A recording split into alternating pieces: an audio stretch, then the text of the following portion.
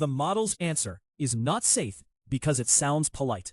If your app trusts that answer and feeds it into a browser, database, shell, plugin, or package manager, the answer can become the exploit. That is OWASP LLM05, improper output handling. It means the application fails to validate, sanitize, encode, or constrain LLM output before passing it downstream. The core mental model is simple. LLM output is user input with better grammar. OWASP says model-generated content can be controlled by prompt input. So when an app treats that content as trusted internal data, it gives users indirect access to whatever consumes the output. The dangerous question is not, did the model mean well? The dangerous question is, where does this text go next? If it goes into HTML, JavaScript or Markdown can become XSS. If it goes into SQL, it can become injection. If it goes into a shell, exec or evol, it can become remote code execution. If it builds a file path, it can become path traversal.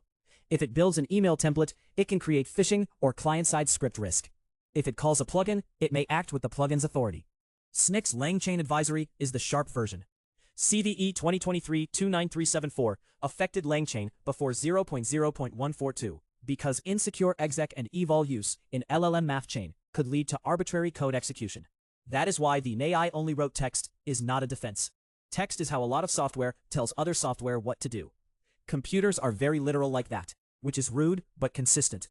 Browser output is another common sink. OWASP gives the example of generated JavaScript or Markdown being returned to a user and interpreted by the browser. System weakness described a ChatGPT web attack, where a prompt injection asked the model to append a tiny Markdown image. Loading that image could send chat data in the URL to a third-party server. The author also listed limitations. Model randomness, context, prompt placement, and visibility can all affect the attack. Still, the lesson is clear. Markdown is not just decoration when clients fetch it. Plugins and tools raise the stakes. Embrace the Red described cross-plugin request forgery, where indirect prompt injection made ChatGPT retrieve email, summarize it, URL encode it, and invoke a browsing plugin to send it outward. The mitigation was not ask the model to behave.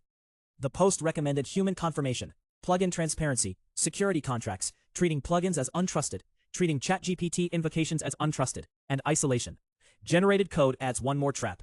OWASP warns that AI-generated code can introduce insecure handling or SQL injection and may hallucinate non-existent packages. The Register reported that a researcher created a benign Hugging Face CLI package after seeing AI systems repeatedly invent that package name. Developers downloaded it thousands of times.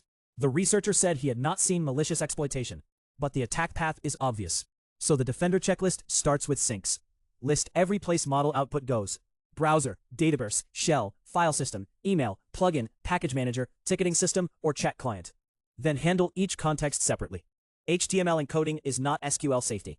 SQL escaping is not shell safety. A safe chat bubble is not a safe command. Use schemas and allow lists. Use parameterized queries.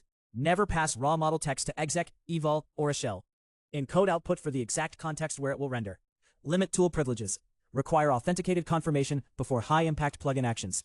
Use content security policy for browser surfaces. Log and monitor unusual output patterns.